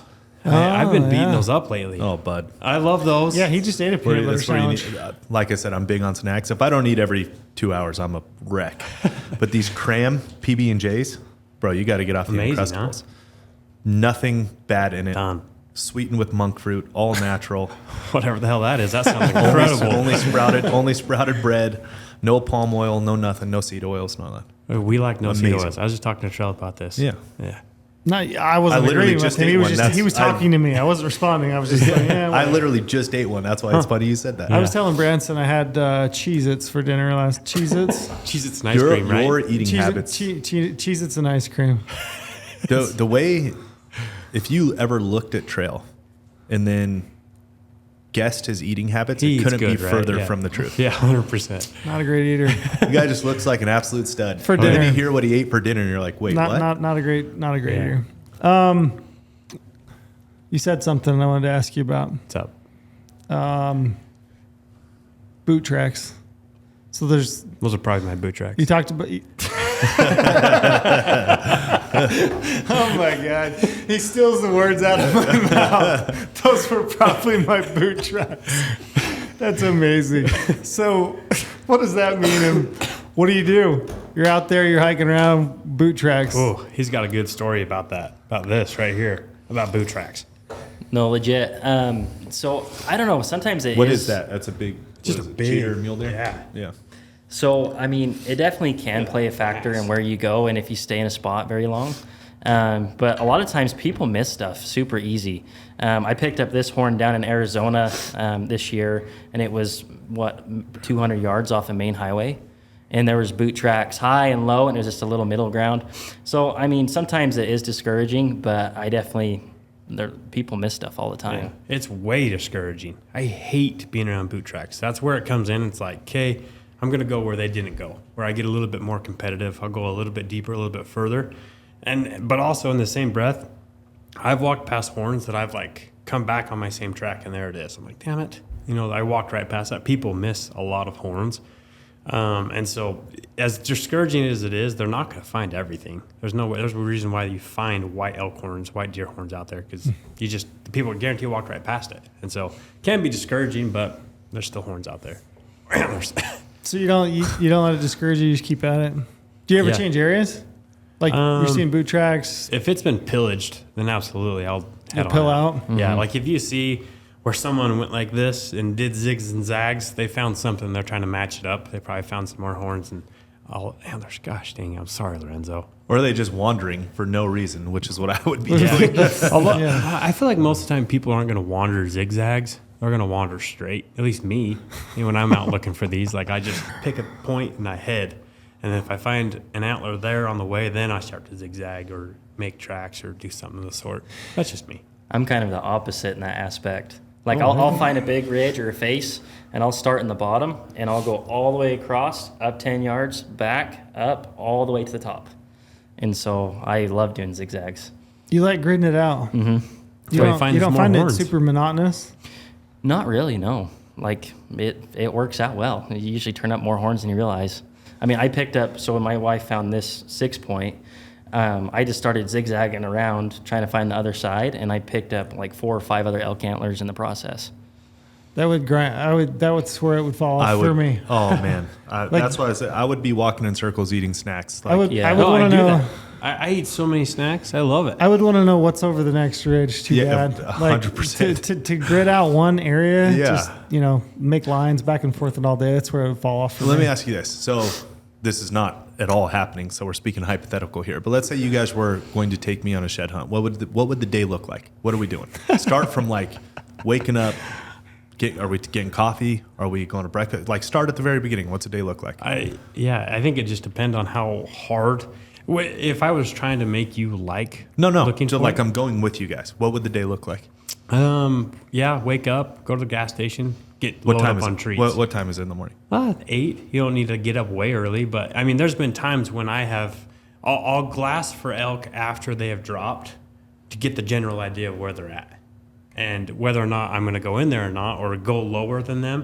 I'm going to say, okay, on this date there was elk right there, so I might be out early. I might be glassing early, looking for elk, looking for deer to get the general So location. do we hit the gas station before that? Yes. Okay. So we got coffee. Yes, absolutely. Got food. Coffees, donuts, usually the apple fritter from Todd's. Perfect. Shout out is Dude, the best. so good. Still the best. So good. Still the best donut. I love that spot. And yeah, I mean, hell, before that, the day before, you probably went to the store and grabbed snack or lunch stuff, or you had some dehydrated meals to crush. So we got at a lunch. cooler. You've got a cooler full of. You will eat fine. Okay. You will eat healthy. All right, so- there's Uncrustables. There's snacks. Okay, there's so we're food. packed up with drinks and food. Yep. We wake up, hit the gas station, out there before the sun's up, glass, find some elk. Yep. Then what's it look like? And then from there, it's either deciding, whether you want to hit the low stuff, if you want to go even further. I kind of like look at the truck and I look at the furthest spot I can go to and say, I want to get to that point, or I want to glass from this point, I want to glass this. And so it's just hiking. And so usually it's communicating with my buddies. If I'm out with my buddies, it's like, hey, let's hit this for 2 hours. And if we haven't found anything, let's go try a new spot. And so you go hit it hard for 2 hours and then come back to the truck and, hey, he found a big single. Let's go match it up with him. Go over there, go help him find that, or go try a completely new spot. And there's a lot of times where I hit, maybe 5 different spots that day, and just trying to find, because there's just going to be pockets of antlers in there, and you're just trying to find that. There's also been times where I will park the truck and I will hike for 11.2 miles and then hike right back to my truck. Very specific. Yes. I've hiked some long miles. I just know that one because I've done that one a lot. I have hiked this one spot and found a lot of deer antlers in this area, and so I just do that over and over again. That's what it looks like for me. It really just depends on if I'm going for elk or where I'm going for deer. Or with deer, I wander a lot more than I am specific for elk. Like with elk, I'm targeting mahog. And certain Targeting mahog. vegetation. For deer, yeah, I'm going to look for bitter brush. I'm going to look for those things, but I'm just wandering. And I'm just, trying to put on as many miles as I can, hoping to step on one. And that's kind of what it looks like for me. I think since I've been married, my wife's made me a little softer. So the night before the opener, I grilled up steaks. So we ate really well. I like this Nice. one way better already. Yeah. Okay. We spent a lot of money on groceries. So we have a little teardrop camper. You've already won me over. Yeah. So, okay. I mean, it's got a 3-inch foam, Dude. mattress topper in there. We cuddle up real nice. I've been invited, Bring by a the way. few extra sheds, and I'll plant them along the way for you, so you're having fun. Perfect. I definitely decided like comfort is a huge thing because you can stay out longer and perform a lot better. And so we'll load up the teardrop camper. It has a little kitchen in the back, and we'll bring 2 or 3 coolers and a lot of food.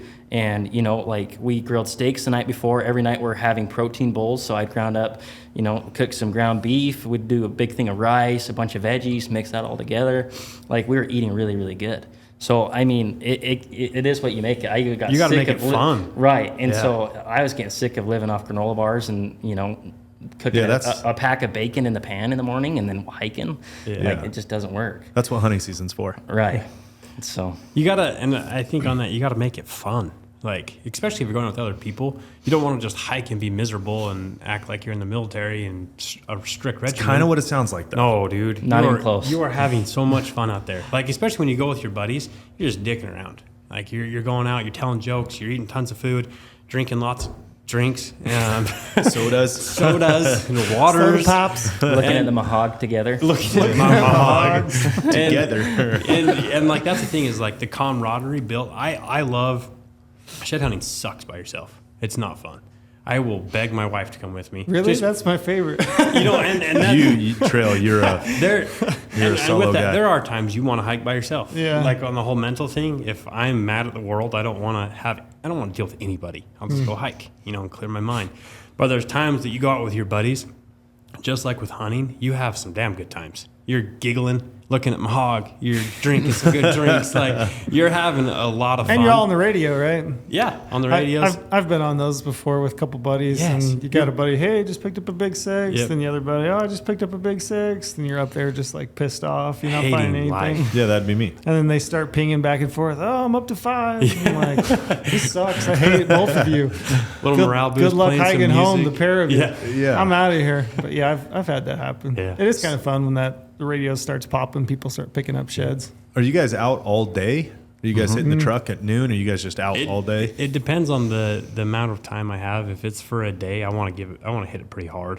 If I just have a few hours, it really just depends. Yeah. You know, but yeah, usually going pretty hard just because I have very limited time to go do these things, and so I want to go put forth a really good effort for sure. I think it depends. Like, there's definitely days where we'll be out from light till dark. But like this last week, we went out, we came back, we made up a good, nice lunch and got our protein in and hung out for a little bit, you know, took a nap and then went back out. And it was a lot more fun that way rather than just grinding your way all day and not finding anything. And like what he's saying, where he hops different areas and canyons, like, okay, we'll shed hunt this till noon and then we'll come back, get a good meal in and then hit another area. So works out pretty well. Yep. What's the pressure actually like on public land for sheds? And have you Ridiculous. ever had an altercation? I haven't. No, I'm a really friendly guy. Like, some people might not peg me as friendly, but I'm really friendly. I can make friends pretty easy, talk to anybody. And you'll run into people, and they might have your other side. Oh, And got it it. sucks. What do you do there? Barter really hard. Is that what you do? Yeah, I got snacks. this granola bar. Bro, yeah, I got freaking Uncrustables. I got a Mountain Dew. Like, what do you want? And like, there's been Venmo transactions out in the hills with myself. Like, someone's got a side of a big deer horn. I'm like, dude, I'll give you $100 right now for it. Done. Or trade, like, you know, maybe you got 2 brown horns and they've got yours. Trade them 2 big ones or 2 brown ones, and get that side. So there's been really good altercations. You know, I've heard of some on the opener here in Utah. I heard of watch a guy walk up to a tree and pull a horn out and went and ripped his ass because he poached that shed earlier. And, you know, I've heard of things like that, but most of the time it's just that you run into somebody doing the same thing as you. You're pissed off out there in your spot, but there's nothing you can do. It's all public land, and you're both out there grinding. So. You're what, 30, pushing up on 30? 30. So 30. Sounds like you've been doing this pretty much since you were a kid, Yeah. teenager. 20 years. What's probably. the hunting? What's the pressure like? Has it changed in your lifetime, or has it always been Yeah. pretty Pretty much the same? It's gotten a lot worse. And you knock social media all you want. I will knock it. It has turned it into a rat race out there. We used to be able to go up to my house right above Kanab and go for a hike for 10 miles and find 20 plus antlers. Just crush it. And like big horns too, and like have a lot of fun. You wouldn't see another boot track up there doing the same activity you're doing. And you go anywhere around. And even, you know, like I can't say so much for elk because we are so focused on deer, but you probably saw it for yourself how much it's gotten so popular. Whether it be antler prices or whether it be trying to be cool on social media, it has gotten disgustingly popular. And it's hard to find many places without boot tracks nowadays. I don't think there's that many people that are actually hunting sheds for monetary gains, because I think most people are probably spending more gas 100%. than they are Yeah, in makes sense. game. I think a lot of it's the dopamine hit, but picking up a big antler, it's the unknown, and I think it's social media. If I'm honest, Yep. that's what I think it is. That's my opinion. Couldn't agree more. And it's hard for me to not rank social media higher. Yeah, than the could other be. ones. And I'm not saying that, and this is just me throwing it out there. I'm not saying that that's like, you know, bad. I'm just saying that's your value. That's fine. Good for you. Rock on. Just maybe, you know, other people's are different, and that's okay too. I'm just definitely saying it's a motivation. For sure. And look, it's not for me, but who the fuck am I to say? Yeah. Because obviously they have traction with it, right? Yeah. Like they're gaining, Making a they're- living. Yeah, they're gaining some attention with what they're doing. Like, oh, shit, I'm all for it, just not for me. You know? So you do think the pressure's higher then? Way higher. You? Absolutely. That's why I work so hard to find places where people don't go. So like last few years, I haven't really seen people. But that took years and years of trying to figure out different units, traveling around Utah to find a place where I don't run into people as much. You're one of those guys that travels to outside of your area. Oh yeah. to find To sheds. find the bone zone. You're Absolutely. the guy. He Yep. lives in the bone zone. It sounds I like. have a pocket that I have had forever, and it's near where I grew up. And I used to be able to hit that, whether it was end of March, May, June, didn't matter. When I hit that pocket, I'd find sheds because it was like my little pocket, right? Last year, 2 years ago, I picked up 5 sheds. So I only have like 3. I only have like 3 days ever now that I actually get out and go shed hunting. But I picked up like 5, and just as I was picking this one up out of a sagebrush, I look over and there's a guy standing there watching me. Son of a bitch. And I've got 4 or 5 on my pack, and I've got one in my hand, and he's like, "Oh, looks like there are some elk around here." And I was like, "Yeah, man, found a few." And he's like, "Cool." Talked to him a little bit. He was from Vernal, and this is not near Vernal. Not near Vernal. Which I'm like, Even old zip code. you drove by how many units to get to, To get this here. unit? Yeah. The next year I went back, I hit my same pocket. I picked up 3. I got back to my truck, 9 guys. Oh my gosh. They had 23 between them. Wow. And they had spread out across this hillside and just flat gridded it out and cleaned up. I didn't even bother going back. I'm not going back. Like, I won't go back this year just because I'm like, I guarantee it. And I probably should, you know, but I'm just like, yeah, is it worth the gas money, you know? So, but like, that's an example to me. Like, it went from like being my pocket, you know, Yeah. to now within, you know, a couple years, few years, somebody's found that and they're just like gridding the hell out of it. Yeah, and that's so the hunt to shed hunt difference, right? Yeah. Yeah. You're not having 9 guys with a tag. Hunting is capped. There's only so many people with a tag, right? But Yeah. shed hunting, I mean, you could show up with your whole crew, whole family. What do you guys think? whole Shed everything. hunting permit? What do you think? Future? How do you feel about that? That idea?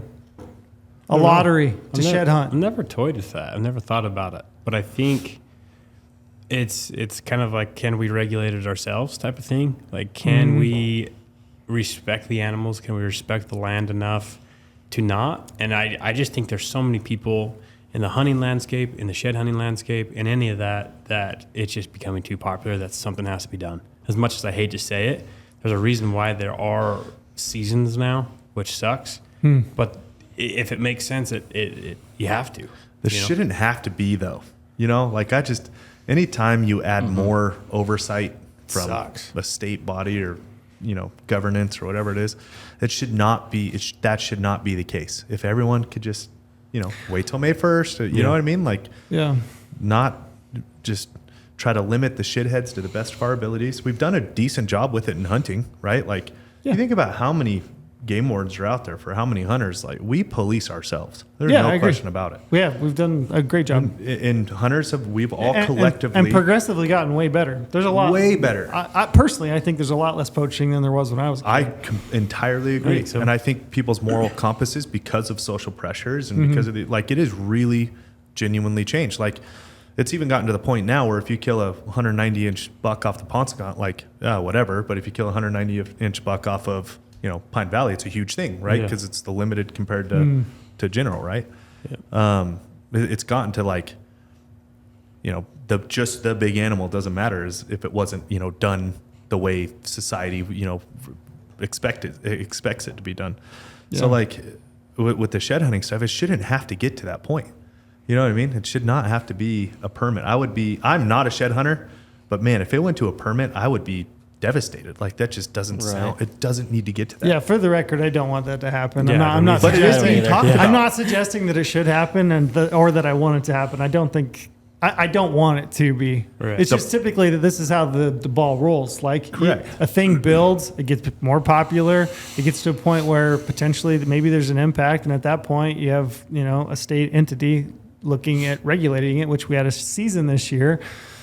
You know, next year, is there a season and a permit that you have to buy? I mean, I don't know. I don't want to see it. I don't want to see it go to that. It just makes me wonder. And if shed hunters can collectively get together and kind of self-police and do it right and try to weed out as many shitheads as possible, like, it should not have to get to that point. It is an entirely recreational thing. You are not taking a life. You're not, you know, it's like, doesn't necessarily need to be managed to that level.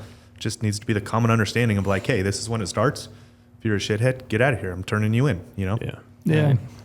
It just makes me wonder though, and that's why I asked the question about pressure. Is I was just curious on whether, because I think a lot of it's perception. I think there's the perception that, hey, there's more than ever because now it's in your face. My Every time you spot, open up yeah. your Instagram, you have some dude with a giant set of sheds, and it just like that public perception that maybe it's more. But it's, I just wanted to know, you know, and you guys answered. It does sound like there's actually more people on the landscape. Yeah. Why do people smell sheds? Dude, The only that's so I've always strange. wondered that. you know, actually. this is the thing. Yeah, I'm so happy. I did not know you had these questions. And Oh, I you love did? these questions. These are incredible. Why? What is that? My buddy smells them. Oh, I know. I've sat there and watched people just an elk it shed up, antler, and they've got fresh the and burr. brown. It's right there by their nose, and they're just circling that. I mean, That's a great question. Yeah.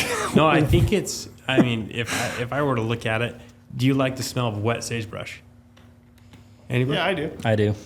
I think it's like that. If you associate a smell with a good feeling or a good thought, you smell it. I was going to say something and I restrained myself. I'm very proud of myself. Can we keep going? I know exactly where that went. But keep going. I'm very proud of myself right And, now. and I think of that because my buddy, he will pick up a brown one and just, he's like, oh, it smells just like an elk. I love that smell. Oh, I've seen dudes sit there on their couch and just continually sniff. I haven't seen it to that. It's like a quick, like, You yeah, it have. smells like, You've no, been that it guy. hasn't been me. I guarantee you. You can't bring me into this. I guarantee you're that guy, and you're that guy. I know it. I don't know a shed hunter that's not sitting around sniffing There's their no sheds. way I have ever I've sat never there and sniffed one. sniffed a Liars. horn. I don't believe you That's the guys. strangest Never I crossed my don't mind. believe it. Looking at my hog and grabbing my horn. No, dude. That's so weird. I don't believe you. That That is is the you. strangest. You can ask my fiance. I'm if she ever asking- walked in as smelling a horn, no, this is weird.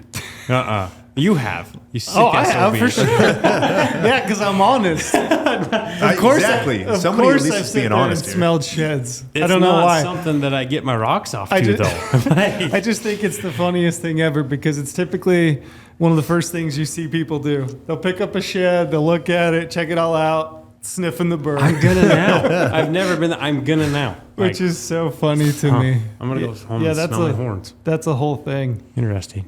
I like these pressing questions. Yeah. Do you guys know? Yeah. How long we've been going? We've been going a while, huh? Hour and 40. Hour and Gotcha. 40. Yeah, we can. But I want to keep getting into these good questions. the minds of shed hunters. So I wanted to ask you guys: do you the market for shed hunting, shed antlers? Right. I know you guys sell some, right? Do you know why? What's the market? What pushes it? What are people selling? I've always it? heard dog chews. That's all I've ever heard. Dog chews are huge. That's a really big one. I do think like decor for people's cabins and things is huge, chandeliers, and then also I've heard a lot of it for medicine. Like the guy that From I a sell hog? a lot of my antlers to, right? Yes, for some hog, maybe grow them a hog a little more. He sells them to China, and then they ground them up and make medicine. Gotcha. Yeah, heard that too. Dog chews are coming up all over Petco, Sportsman's, all these pet places. My dog loves them.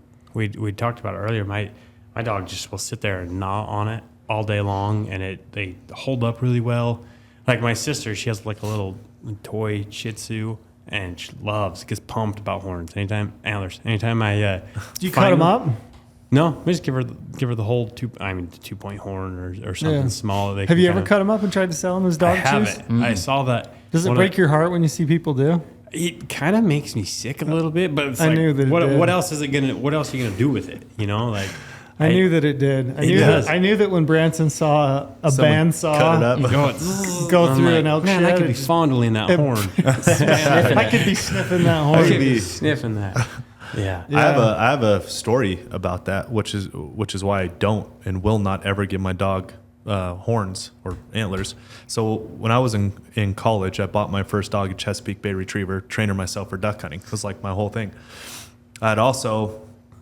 I was moving some animals that I had killed, and the very first velvet buck I'd ever killed, I was taken up to college with me, and I left it on the ground, and when she was a puppy, she chewed it up. And it's like chewed up the front left fork. I thankfully could get it a little bit repaired. It definitely looks a little wonky, and it just like ruined me. So now with my dog, I have an Australian Shepherd now. Like I will not give him horn because I have you know, like my wife killed her bull. It's in our garage until the taxidermist needs it. I just don't want there to ever be a confusion of like, see this you one's don't okay get and that this. one's not. Yeah, you don't get this. Like this thing, don't ever chew on it. Like that. So I have a weird spot with people that giving dogs antlers. Just like, man, you're kind of inviting a little habit. Yeah, my dog there. doesn't chew antlers. Yeah. Yeah, and I've got them all over the place, but I won't. And there's a couple dogs in the office here that chew on the sheds. I keep my door closed all the time because I always have. Yeah. I've always got some skull plate in there that's ready to go to the taxidermist. And the last thing I need is one of those dogs going in there and chewing one. Yeah. I trained mine to go pick up antlers. Yeah, I know that's Really? the thing. Yeah, they make antler dogs. Yeah, shed hunting Really? dogs now. Yeah, they train them. How effective do you think they are? Like, do you think that it's actually a thing? That's what I was. Is this a thing? Like Yeah, it works? It's It's actually better. a thing. I mean, yeah. talking to people, they've done really well. It's not. I don't like seek my dog out and be like, go find horns. Is it a retriever mainly? Yeah, What is it? What are they using? Mine's a retriever and a Catahoula. Really smart dog, and it was really simple. Like I would be like, here's a horn, chew on it, and then I'd go hide it. Like, go find the horn, and he'd go find it, sniff it out. And it got to the point where like I spotted a horn from like 100 yards away, big white one underneath a tree, and says, go find the horn, and it's just like a dog would zig and zag, work it, boom, found it, brought it right back to me.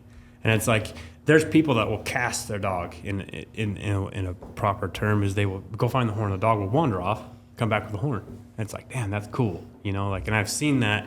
I've seen people do videos. I did and not stuff. know this. Yeah. Yeah. Yep. And they can cover a hell of a lot more country than you can. Yeah. I just didn't know how Really? effective it was. Yeah, I mean- it's genuinely effective. Like it's Yeah. working for people Legit. that have it. Yeah, that's what It's they better say. than you not having one. Yeah. I've talked to people that like they genuinely find more horns because their dog brings them to them. And they have a whole call thing, everything. Like my Chesapeake was dead bird. Like if I ever said dead bird, she was locked in looking for whatever was out Yeah. there. Like Yep. if we had dropped a bunch of them out of a group that came in and we only picked up half, I'd just cash her out and say dead bird, and she'd go Yep. find them. They're It's the same thing, huh? Yeah, it's pretty amazing. One quick story: Jeff Baird, we all know him, love him. He has a. Guy's a No, stud. I love him. Have you met his dog? Mm-hmm. The smartest damn dog this side of the Mississippi. I was up there at Fish Lake with him this year, and he had a stick. We were playing fetch, pitch dark, middle of the night. He would throw the stick in the forest. Damn dog would come back with a stick every time, and for it to have that scent recognition was incredible. And it's just the same thing that has a scent on it. It has the same mineral. You get them used to that. Get them trained fetching that. Go find that horn. It's not going to come back without it. I could get into the dog. I love Cool. That's Yeah, my favorite dog- part about dog looks waterfowl awesome. hunting. That's what got me into waterfowl hunting was the dog. Yeah. Yeah, Like that I interaction. absolutely was like overly addicted by waterfowl hunting from the dog work. That's what I loved about it. Dogs are awesome. Here's some information for you on selling antlers and where they end up. So this one, I kind of found this back. This goes back to the Jackson Elk Refuge that, established. They pick up all the elk horns, Yeah. elk sheds. So it said in 1968, town officials planned an auction to sell 5,000 pounds of antlers, hoping to attract, to make local, gun racks or furniture or whatever it was. And it said on that day, nearly all the antlers were bought by two men, both who represent firms from Hong Kong. So I think from like 60s, 70s, 80s up through like early 2000s, most of those were bought and sold and sent overseas to China. It says in traditional Chinese medicine, antlers often sliced into rounds and served with ginseng or crushed into powder. Hard antlers reported to have anti-inflammatory qualities. So it was kind of used as boner pills. I've heard that a bunch back in the days. I know. Before Viagra. I know velvet. Velvet, yeah, but this is actual hard This antler. is I forget. hard? Yeah, hard Oh, really? ground antler. Yep. And then this is kind of interesting. It said in 2004, a man named Michael Thomas helped change the antler industry for good. Thomas was reportedly at a friend's house watching a Dallas Cowboys game and saw a buddy, his dog was chewing a whitetail shed, and he thought, maybe I can make a business of this. And started buying antlers to cut into pieces for dog chews. And it says that the large bulk of antlers that are bought and sold in the U.S. this year, or every year from like early 2000s, 2004 on, are dog chews. That's crazy. I Really? can't believe the market's that Market's big. that big. So it is driven by dog chews. Dog chews right now. Yeah, dog chews. Man, those Chinese culture, man. They'll eat anything. That was going to be one of my It's yeah. There's into snake blood and shark fins and Oh, yeah, rhino horns, all kinds of shit. There was a good one here. You asked about velvet. Yeah. I found a source that said, oh, I got to find it real quick. It was a great one. It said that, some spas in Russia, which is home to Eurasian elk and reindeer, offer a treatment which customers bathe in water mixed with velvet and blood from harvested deer antler velvet. That's normal. The purpose being, or the outcome potentially being. I mean, just more manly. You know what I mean? Just more blood flow. But I mean, there you go. There's a good one for you. You asked about velvet. That is interesting. So yeah, a couple antler facts on where these actually all end up. Mostly dog chews. So that's the driving. That is the driving market. Driving market at this point. Rolling, you guys know that's Rolling, rolling. Some Limp Biscuit. Bro. Not if you're on Shed Antler. High school classic. Have you ever ground up a shed and taken I it haven't. for a I'm pill? about to, though. It sounds fantastic. Do you think you might try it? Yeah, take a... Will you try it and report back? No, absolutely not. Honeymoon. I mean, it's full of Honeymoon. report Honeymoon. back. calcium. I mean, that's got to be a benefit, right? It's got to be. I mean, you can just get powdered calcium. Exactly. It's trace minerals in these, but Yeah. it is. Got to be. Let's run real quick and we'll wrap up. We're about done. We've been going a long time, but I wanted to just run through. Are you guys aware of like what shed hunting laws are across some Western states right now? Like I know Utah, May 1st. That sounds like it's going to be on a rolling case by year basis. They're going to look at the winter and kind of decide, put it out. Utah, you do have to take a shed hunter ethics course, right? Online, totally free. You sign it, you print it. Take it with you. That's if it's a regular season. A regular season. After this is May 1st, you don't have May to. 1st, you're good to go. Yeah. Colorado, do you guys know? May 1st. May 1st? Yep. Okay. And that's all public lands I read west of Interstate 25. Mm-hmm. So mostly the western slope, right? I did read that the shed closure runs into May 15th in the Gunnison Basin. And I think that's been new maybe this year just based on weather. So be aware of that. What about Wyoming? Non-residents have to purchase a conservation stamp for $21.50. Okay. Interesting. Residents and kids under 15 years of age are exempt.